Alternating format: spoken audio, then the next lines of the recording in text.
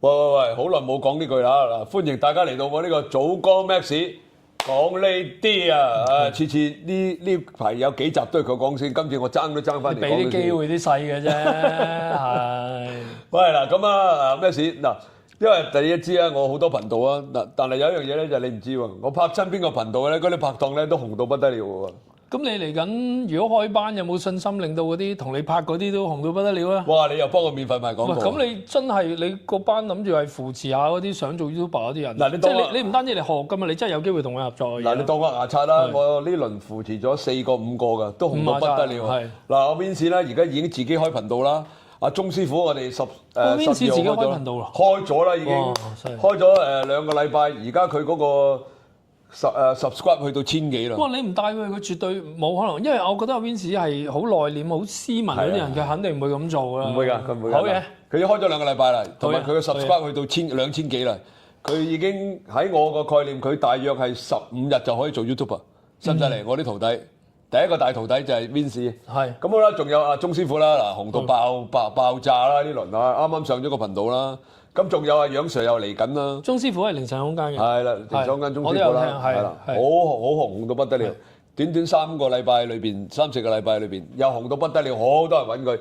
下一個咧就到你啊，唔係你本身都多人揾㗎啦。冇，爭好遠，係要靠大家。你而家已經可以即刻閂細個窗去撳下個鐘仔㗎啦。嗱，我咧等埋你，等埋你，等埋你。嗱，我咧妒忌嘅，點解咧？因為佢咧呢輪咧忙到好緊要，真係好難約到佢咧拍視頻。嗱，好多人咧揾佢做催眠治療。嗱，唔係賣廣告啊，真事嚟㗎。其實係賣緊廣告。唔係賣廣告，冇必要賣，我唔使賣。喺我個角度咧，我自己催眠自己咧，我成日覺得咧有射咧就自然香嘅，唔使賣，我唔使話俾人聽叻唔叻嘅，人哋會睇得覺得我係叻唔叻噶嘛，係咪冇必要？呢句説話同全球首富係同一句説話。係咩？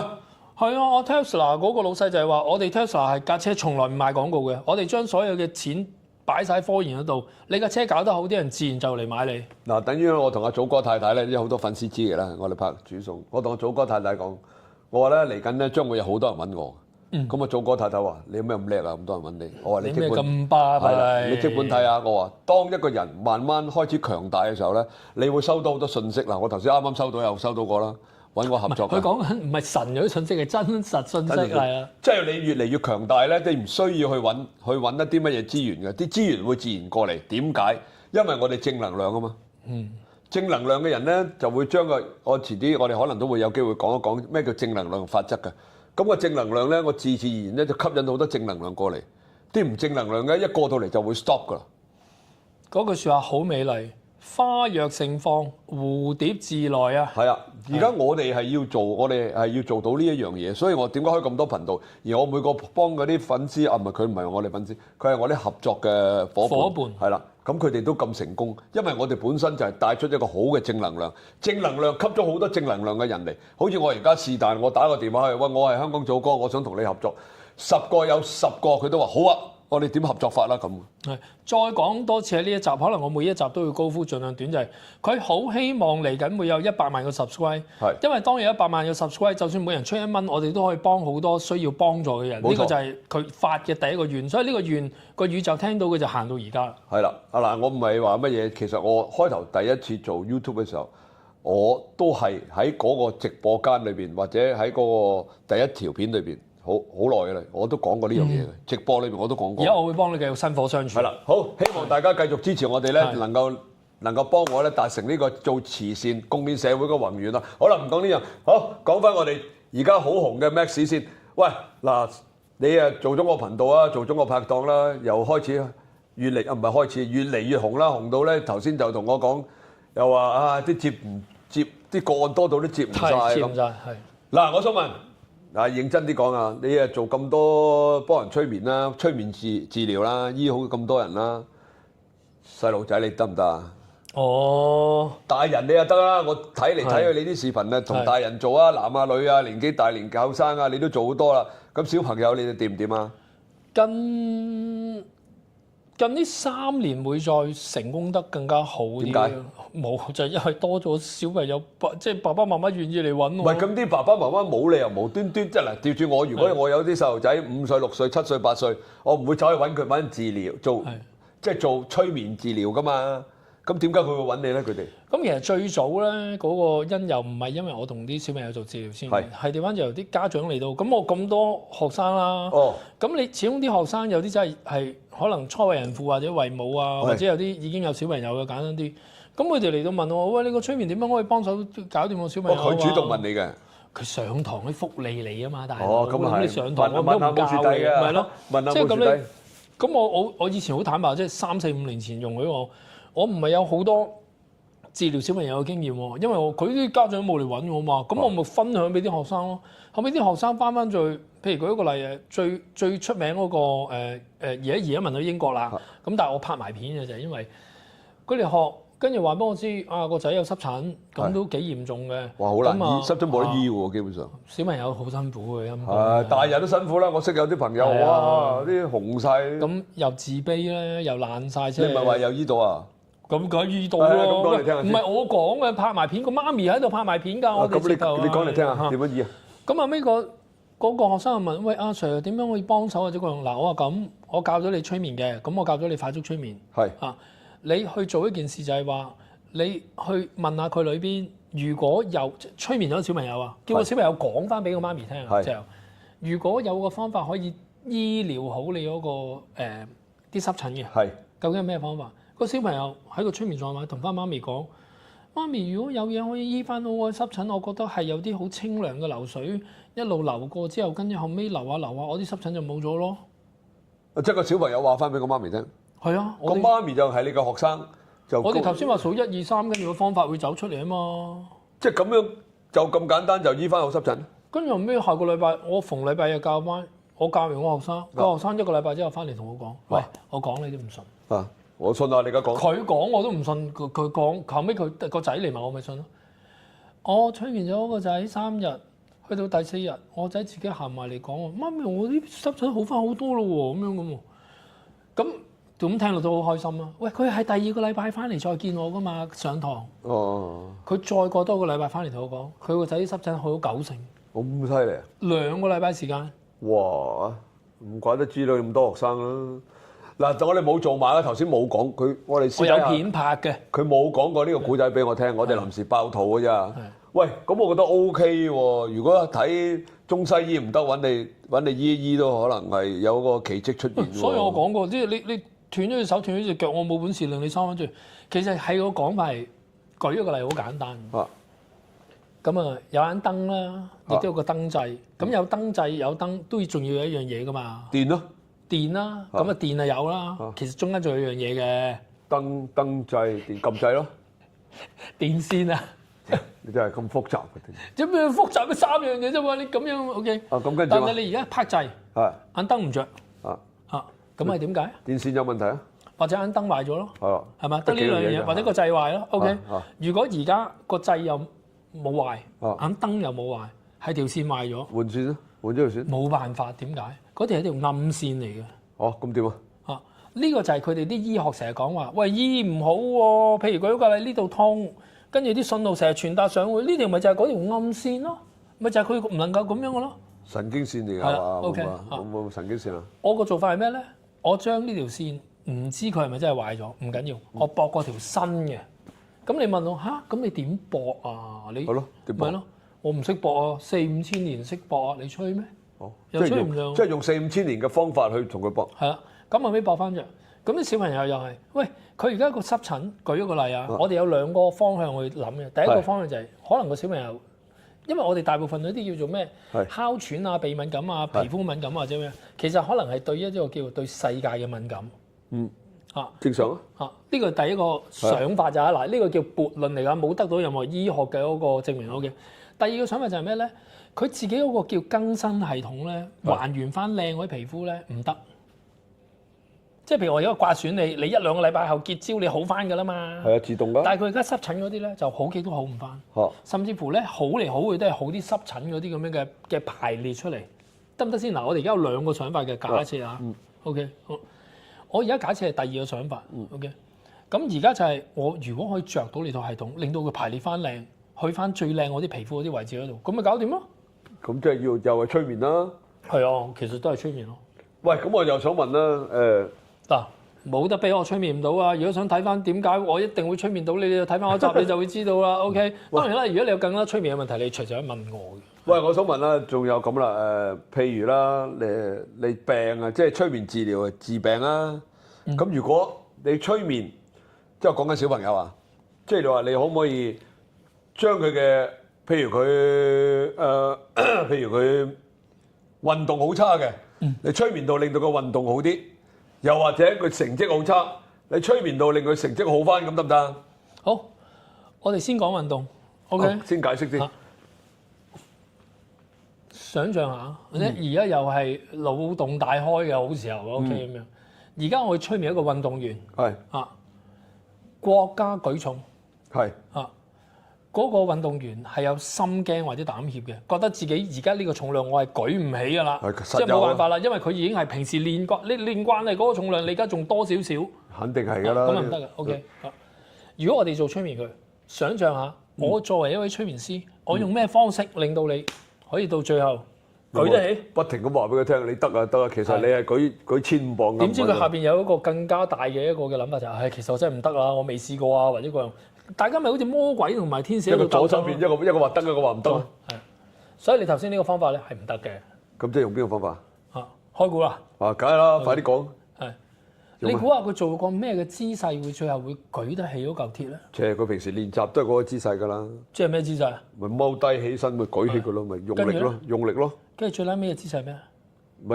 咪耶，咪搞掂咁停喺度咯。跟住最拉尾嗰個姿勢啊！最拉尾咪揼翻低嗰個壓力。中，即係話佢只要體驗翻拎翻起，唔好諗拎起呢個過程，淨係諗點樣掉低，一跳就跳咗去最拉尾嗰個動作，佢就會做到啦。如果呢個小朋友佢係唔願意做運動，即係話我哋一跳跳去最拉尾嗰個動作，潛意識收到，佢就會完成埋前面一系列嘅嘢。咩起身啊、換衫啊，或者各樣啊咁樣。如果你逐樣去做咧，其實全部都係失敗，因為點解咧？我哋入邊有一個我呢集唔會講啊 ，OK？我哋有一個叫 comfort zone 啊，即係一個叫安全區。冇人個行為願意離開安全區。但係如果你一跳去完成區咧，即刻成件事唔同。咁小朋友嘅完成區係咩？舉一個例，佢唔願意做運動，佢唔願意跑步。OK？我催眠佢，佢已經落去每一日跑咗10分鐘步，而且已經完成咗1個月。後邊潛意識啲嘢會去翻前邊幫佢完成。咁樣。係啊，即係正如你嘅祖哥，你咪話100萬嘅。我如果催眠到你，你裏面真係見到你個 subscribe 已經係100萬，我估你感動流淚啩？可能啊，定係你已經開心到切，好開心，因為個願望可以有機會達成啦嘛。好啦，跟住後尾你真係一呼100萬應，同大家講，而家有個咁嘅家庭，啱啱遇到一件咁痛苦嘅事，係啊，我哋用我哋阿祖哥呢個慈善基金去幫下手，一人攞1蚊出嚟啫，去幫下呢個家庭，已經100萬啦，希望佢渡過到，或者幫一個小朋友可能做一個手術，令到佢好得翻。係啊，我真係想咁。係就係咁樣 OK。咁你後尾啲人真係一呼百應，你聽日就已經見到有100萬，咁你感動嘛？哇，梗係跪喺度喊添啦。咁後尾再講話真係俾100萬嗰個小朋友，跟住後尾2個月之後，嗰個小朋友好得翻，行得翻，健康喎，咁你哇，真係。咁我嗰步夠遠未啊？夠啦。咁你而家入邊係咪好滾動啊？即係好夠個心情即刻，我好似有少少冇咁平復添。係嘛？咁係咪大家係即係我用一個 power 英文，我哋嘅英文叫做 internal motor response 啊，即係一個叫內在嘅摩打嘅能力咧，俾你推高咗。呢個係唔係用個口話你俾啲心機啦？嗱，呢啲或者我哋係一跳就跳到嗰一步。明白嗎？所以呢個就回答咗你，即係佢唔肯做運動，我哋做啲咩催眠？講最撚尾嗰段。係最撚尾個。得嘅，成功。你見到小朋友行埋嚟攬住你，祖哥，多謝你賜予我第2個生命㗎，好感謝你做咗咁多嘢，令到我而家我健康啦，我行得翻啦，你令到我家庭齊整啦咁樣我代我媽媽好多謝你咁樣，我代我成個家人都好多謝你。咁就又可以搞掂，係嘛？即係呢個就係要擁喐個潛意識。潛意識覺得正嘅，佢就會用盡所有資源去幫你實現。咁你讀書又點啊？讀書呢個就講你聽下先啦，啲家長最中意聽。OK， 我唔講人哋，即刻哇 OK， 大家可以隨時去我香港執業師催眠師中心篤翻轉頭就係咩咧？我真係好中意掉我個仔嗰啲成績表出嚟。係點啊？佢點犀利法先講你聽下。好似對上呢次中五就全級第二，跟住唔知數學定英文就全級第一咯。真係好唔錯咯，已經成績。咁樣佢其實係咪平時讀書好勤力先？好乖仔，好勤力。係咯，咁佢勤力啫，關你催眠咩事啫？好，咁我嚟啦，OK。好。咁啊，喺佢3歲嗰年咧，佢開始返學啦。咁喺嗰陣時咧，我就開始催眠佢啦。3歲，佢聽你講催眠嘅咩？定係你瞓覺喺個側邊度咦我？其實嚴格嚟講咧，到2歲佢開始懂我講，即係佢知我講乜嘢咧，我就已經催眠佢，我就已經可以催眠佢。啊，我催眠你，你都抗拒唔到我催眠，你抗唔抗拒到我催眠啊？你上嗰2集抗唔抗拒到我催眠啊？你得唔得啊？嚇，你抗拒嚟睇下。係唔得，我知 OK。咁你繼續講。佢即係一個人，只要懂得聽到言語係個結構，我哋就已經可以催眠佢。尤其父母係更加對個小朋友嘅催眠。梗係成日同佢一齊。唔係咁，你未先？你做咗啲咩先？你講嚟聽下。唔講多入邊，哇講晒出嚟咪好人嚟跟我學，哇！傻嗰啲料啊，僆仔。唔係話你，唔係話你係個好深嘅過程。咁你催眠，譬如你話俾我聽，我一日催眠佢3次，佢瞓覺之前我催眠佢1次，咁呢啲講得啦啩？即係你一日你個頻率會係幾多次啊？或者點樣你都講啲聽下先啦。我講俾你知，係某段時間每一日嘅2次。咁咪住先，每次10分鐘。其實你催眠佢，其實就令到佢做乜嘢啊？令到佢好乖讀書，令到佢好聽話，點乜嘢啫？聽下我喎，我3歲嗰年開始催眠佢，催眠到佢上小學1年班之後，我就冇再同佢做催眠啦。即係話佢喺一個幼稚園啦，即係1、2、3啦，OK 3年。我每一晚都係10分鐘嘅啫。好，聽下我嘅催眠語句咯。OK，我呢個係講得嘅。由聽日開始，你已經會翻學啦。你每一日都翻學。老師教嘅每一樣嘢都係新嘅，所以你唔識係好正常。你一知道你裏邊唔識，你就會舉手問老師，問到你識為止。咁點解要舉手問老師咧？就係因為當你識咗之後，你翻嚟做功課，你就會好快做完。咁好快做完啲功課，又有啲咩嘅好處咧？有咩好處啊？總咁你咪交功課好啲啊？你唔係啊？啲僆仔做完功課有咩做啊？唔係咯？咁你越快做完功課，你就咪大把時間玩咯，係咪咁樣？催眠完咯。咁你入邊聽到啲咩？你入邊聽到啲咩先？咁其實有少少好似鼓勵性質嘅作用嘅，鼓勵嘅。你入邊聽到啲咩？咁你聽唔聽到有一個行為出現咗？咁佢會好快咁樣去即係好渴望去。唔緊要，好渴望。佢可能同我一樣係跟唔切個字幕。OK，我都會啊。佢有啲講嘢太快太勁，咩渴望？太感動。唔係咩？佢唔係渴望到。係。如果一唔明就會舉手問。係啊，佢呢個其中一個啦，係咪？咁啦，奇妙嗰個位置係咩咧？咁後尾到個仔上小學咯喎 ，OK。咁1年班咧，我係好多時候要工作咧，變咗咧，因為其實而家啲小學咧，你唔知你咪過咗個階段定咩？一派成績表咧，啲爸爸媽媽咧係會去即係坐喺度聽老師講一次啊。有好多時嗌你去嘅。咁1年班咧，我又冇時間聽喎。咁直至到2年班咧，我有時間啦，我就可以去睇啊，即係好得意喎！我第一次去，咁啊老師坐喺度，佢派成績表。你個仔啲成績好好喎，即係咁。跟住後尾講到個位就係，不過你個仔有一樣真係好得意喎。我咧做咗成20-30年老師咧，都未見過佢成堂舉手咧，可以舉30-40次喎。咁跟住後尾我問老師，喂，咁會唔會即係影響咗個教育嗰個即係進度啊？唔會啊，反而令到啲氣氛更加好啊，或者個樣咁講。哇嚇，咁 OK 咁樣。咁後尾啦，我啊望下，即係望下老婆望一望我就。跟住佢完全冇反應嘅喎，我就覺得好似戚戚清奇喎。咁當然啦，我心底裏邊梗係知道，即係可能我個催眠係你催眠成功啦。你叫佢問多啲。跟住後尾問翻我老婆話：舊年1年班你冇嚟啫嘛，成年老師個個都咁講㗎啦，或者個咁樣。咁我就清楚知道，原來我嗰3年嗰個催眠係成功嘅。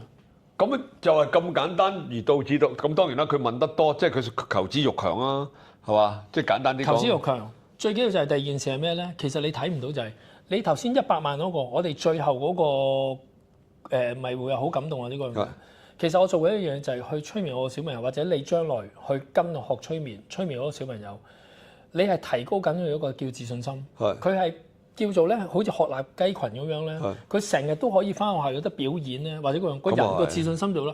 你諗係咪？你如果心滅十人，你成日都問，但係個老師又唔覺得你廢嘅喎。你甚至乎你個真實個成績真係變得越嚟越好喎。嗱，大家唔好記住咧，我3月16號咧將會開呢個咧可以教你點樣催眠小朋友嘅班。大家唔使記住啊！大家唔好3月16號係3月16號開班啊嘛。係3月16號開班。原來你有班開啊？哦。同埋呢個教小朋友嘅班，亦都可能係最後一次開嘅，即係唔係玩嘢，係真係嘅。即係教啲家長去催眠啲小朋友。係。因為嚟緊呢個班完咗之後，我可能會開一個叫做哇！我突然間唔係好有信心講啊。唔緊要啦，照賣廣告啦，唔緊要啦。我係寫緊嘅。我用咗我10幾年嘅時間，我好想寫一個叫超級催眠師嘅課程。咩叫超級催眠師啊？將我呢18年所有嘅匯聚臨床嘅精華擺晒落去。你上完呢一個催眠師嘅課程，你將會真實成為一位可以隨時見個案嘅一位嘅催眠師。呢個幾好，呢個幾好。超級催眠師。好，咁後尾催眠小朋友啦，咁後尾一路啲成績都好好。係。咁我覺得人成績好、自信心好、人品好，你就自然唔會學壞。咁好正常嘅，佢成績好啊。人哋成績好啊，自然即係佢嘅 IQ 高啊！我哋由細到大見到啲品學兼優啲同學咧，都係好潔身自愛嘅，即係我覺得考第一嗰個咧，好似好嗰啲氣度啊，特別都好唔同咁樣。其實讀書咧，好多人都唔知為咩嘅，因為連啲父母都唔知為咩。我諗你都唔知為咩。其實讀書為咩？你知唔知？我諗你都唔知。你雖然你嘅彈數咁高啊，其實我呢個問題我問過好多人，佢哋都唔知。對我嚟講，我覺得讀書咧，佢好似喺度篩選緊我咯。其實咧冇咁複雜嘅幾個字嘅啫。讀書咧就為咗咩咧？呢個唔係我講嘅，係一個我小學嘅時候有一個校長，佢嗰陣時好大年紀，就嚟退休啦。咁佢有一次喺嗰個即係成個 hall 裏邊坐咗好多白人，咁佢突然間冇一句就係：喂，各位同學、各位老師，我想問你哋一個問題，其實你哋返學係為咩㗎？咁好多人舉手答，位老師有啲人懶叻。求知識啊？唔係，所有都唔係，乜都唔係。佢好簡單幾個字，你返學嘅第一個目的，亦都係終身目的，就係學做人、學做事。嘅意思就係話咩咧？你返學嘅時候，你知道嘅知識、吸收咗知識嘅時候，唔好行差踏錯，知道咩？識得分別是非，邊啲應該做，邊啲唔應該做，邊啲係錯，邊啲係啱。其實就咁簡單。好深啊！但係啲書本冇教。好深啊！呢樣嘢好深啊！你啱啱講嗰啲嘢，啲書本冇教過喎。佢雖然字面係好簡單，就學做人、學做事。咩叫學做人啊？喂，我突然間變成副科啊！嗱，佢係正方啊，我而家係副科。喂，嗰啲書冇教過你點樣做好人或者佢淨係咩中英數理常啊、地理啊，哇係咩噏咗？你仲俾我噏啊？咩 science 啊、geography 啊，哇，其實乜都假嘅。即係你點解咧？佢講得好啱，哇！我即刻記咗幾十年。原來返學係學做人、學做事。學做人係乜嘢？好簡單嘅啫嘛。你尊敬啲長輩啊，對人要有禮貌啊。係嘛？咁你有個正確嘅觀念啊，咁呢啲就全部都係學做人嘅嘢，因為學做人好複雜噶嘛，唔係咁簡單嘅。咁跟住學做事，咩叫學做事啊？即係話你做一啲嘢，邊啲係啱，邊啲對錯嘅。喂，咁我個人叫你偷嘢，你去偷嘢咯喎，係嘛？叫你去搶嘢，你搶嘢咯喎。咁呢啲咪做事啊？咁你知道原來偷嘢、搶嘢係唔啱嘅。咁你返學校就學咗呢兩樣嘢夠噶啦。咁你知道邊啲啱，邊啲唔啱。哦，原來讀書好嘅，咁你咪去讀書咯。係嘛？原來係我哋出嚟社會做嘢嘅時候都要不斷學習嘅喎，咁我哋咪不斷學習咯。即係你明唔明嗰意思？係，我繼續反方，我冇話你唔啱，但係你講到咁簡單喎，講鬼唔知咩？好簡單嘅，真係好簡單嘅啫。學做人、學做事，咁就咁簡單。因為我個反方係嚟自一樣咁嘅嘢，就係因為真係書本冇教過我哋一啲，我咧即刻斬亂佢啊，直就窒住佢，唔俾佢講，你得頂住佢度 OK。我成日都同一個人講，我哋個個人都唔識做人。要學咯。你知唔知點解我哋唔識做人？舉一個例，做人第一件事係咩？譬如好似我而家同阿祖哥一齊咁樣，第一件事一溝通。你冇上過任何一個課，冇任何一本書，冇任何一堂老師打開話啊，今日教大家溝通。所以我點解會突然間會做副方或者反方會話，喂，你個校長講就梗係易，教都冇教過。冇㗎，係冇教㗎。咁我想將成件事調翻樣問你。點解溝通咁重要？即係溝通咁重要，教都唔教下你咧？其實咧，佢哋係書本嘅嘢嚟噶嘛，你返學全部都書本嘅嘢，係咪？咁佢係教書本，佢已經盡咗個責任噶啦。所以我咪話校長講就易咯，大佬而家教都冇教過。因為校長唔使去教人啊嘛。咪係啲老師要去教人，咁啲老師要日日去喺課室裏邊教足咁多個鐘頭，又要改課，又要改卷，又要考試。唔係，我想話俾你知係咩咧？根本老師都冇學過，佢都唔識教。我講真嘅嗱，你唔好介意，我好似不停咁，我而家係負方，你唔好介意啊！我而家反對啊，即係咁樣啊。呢個就係我成日都真係同我啲個案去講話，喂，你如果覺得你人際溝通有問題或者因為咧，容許我拋多少少心理學。心理學話咧，一個人夠成人夠18歲咧，你跟住衍生嘅生理或者心理嘅問題，有80%咧可能同你嘅人際關係有關嘅。哦，你出嚟好似好簡單啫，有句説話叫做識做人好過識做事啊，呢啲咪溝通咯。不過呢個俗少少講啫，溝通而家我哋都做咗幾廿年人，我哋都學緊啦。嗱，佢而家俾我喺度步步進逼啊，我係唔會放過佢嘅。我作為一位父方嗱，聽住咯，溝通你冇學過。第二件事係咩咧？你亦都係完全冇接觸過冇學過，但係你係與生俱來有嘅，就係咩咧？情緒。哦，呢個肯定咯。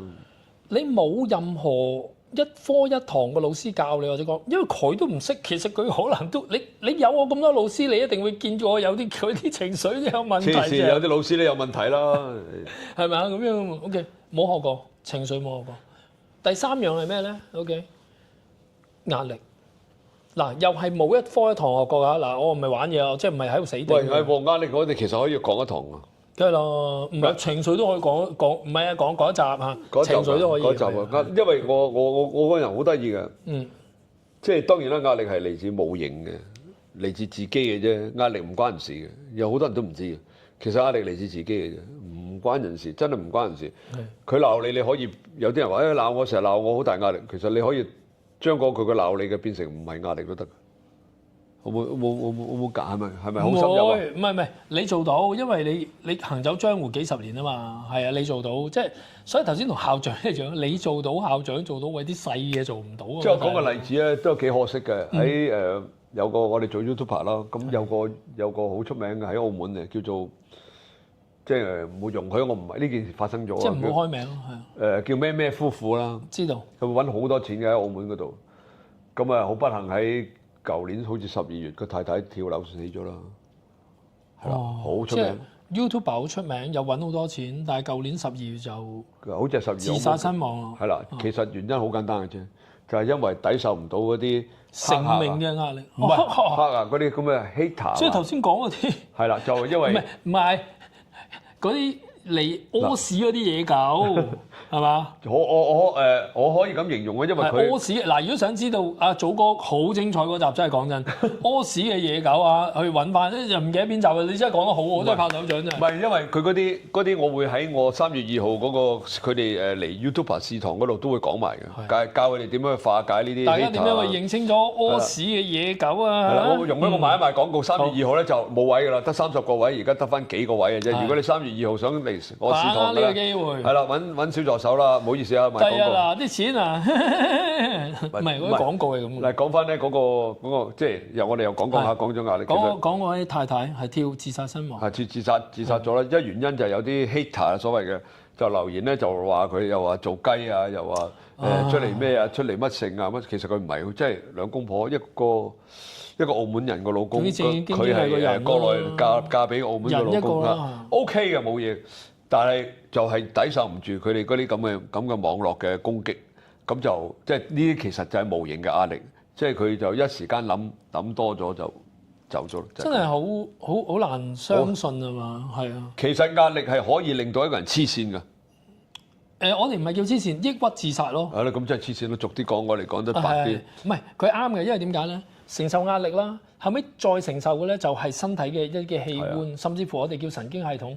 我哋嘅神經系統咧將會咧分泌好多唔同內分泌嘅，即係嗰啲內分泌就會令到你嗰啲乜鬼嘢皮質醇偏高啊、荷爾蒙錯啊，即係後尾就會頭先同阿祖哥講一樣黐線咯。但係我哋唔係叫黐線，我哋叫神經病。我哋應該等緊咧，我哋可能下一集開集咧，成日都開開多集講壓力呢樣嘢嘅，即係我覺得好多嘢。佢真係好多嘢講啊！同大家分享好多嘢講。即係你哋冇人試過我啲經歷咧，你如果好多人都跳樓死咗㗎啦，我都講下啲經歷，好嘛？即係好多人都中意做一個雜住嘅，我都係咁樣嘅。OK， 嗱，重新嚟講，佢又講校長啊，我即刻做副方啊，冇學過溝通，冇學過情緒，冇學過壓力，呢一個我都係好想開一集講嘅咩咧？叫自愛。即係點樣愛錫自己。好，等下我哋下一集講。即係呢個係我做咗18年嘅少少嘅心理治療，即係究竟人點樣可以自愛，令到你即係生活得好啲、開心啲，同有錢冇關嘅。即係講啫，算咗當懶啦。喂，停一停，唔該你收翻。你講翻頭先嗰啲嘢先啦。我哋要收尾啊！你話唔係收翻尾先，就話佢嗰個頭先我就問佢嗰個催眠治療可以治療皮膚病啦，可以治療呢個失眠啦，可以治療好多係啦，好多啊！咁好啦，咁我想問啦，嗱你話你個小朋友啊，而家佢嗰啲成績好唔好啊？好好，一路都係咁好 keep 住。我成日都咁樣催眠我仔嘅，而家呢期啊，我話真係抵你呢種人咧，將來係揸林寶堅尼啊，揸法拉利。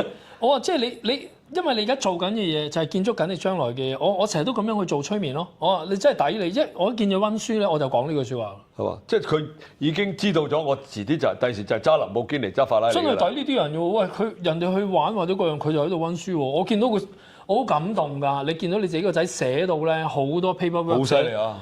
好乖仔，好靚仔，勁到爆啊！係啊，即係你見到佢寫好，即係個心咧好得意㗎。我真係可能你當，如果你個仔係咁樣，你睇咧個心就開心到啦，甜出嚟嗰種感覺，我都唔知要點形容啊！喂，咪先，你嗰個話幾多號啊？你嗰班叫啲媽咪嚟學，然之後催眠自己個仔。3月16號啊！嗱，你哋3月16號，如果真係想嘅話，最後一班啊，應該 Max 講佢唔開，因為佢去開其他班。你哋3月16號真係想試下嘅，或者唔緊要嘅，你哋留言咗先啦，我就揾小助手去聯絡佢。記住，我同佢嘅係唔係我哋做呢啲頻道，我哋大家都冇錢，大家都付出嘅。我哋唔係話因為夾咗啲乜嘢冇啊，記住冇嘅，冇 ，OK？ 咁好啦，喂，差唔多啦，我哋講壓力，我想快啲講下一集。好 OK， 好啊。咁啊，你而家即刻可以刪細，又會撳個鐘仔，撳個讚好，係啊，多謝你，係啊，正式嘅廣告出場。喂，記住啦，大家啊，我哋個真係要你哋嘅支持同埋鼓勵咧，我哋先至繼續可以延續個100萬嘅 subscribe 嘅夢，係佢一定會做到嘅，個宇宙聽到嘅已經。我希望有100萬嘅時候，我就開始組織呢個一齊去做善事啊！祖哥慈善基金係啦，唔係我冇資格，我哋慈善一個。你冇資格都喂。我聽個即刻我掟我師傅出嚟啊！周華山博士話：當你一個人想成功，你係好難成功。但係當你身邊所有人都想你成功，你冇得唔成功。嗱，咁好啦，咁我啲粉絲咧就靠你哋啦。我做過好多頻道嘅，希望每一個頻道咧啲粉絲咧都好似佢咁講咧，咁我就好快達成我嘅願望啊！好唔好？就咁啦，好啦，再見啦，拜拜。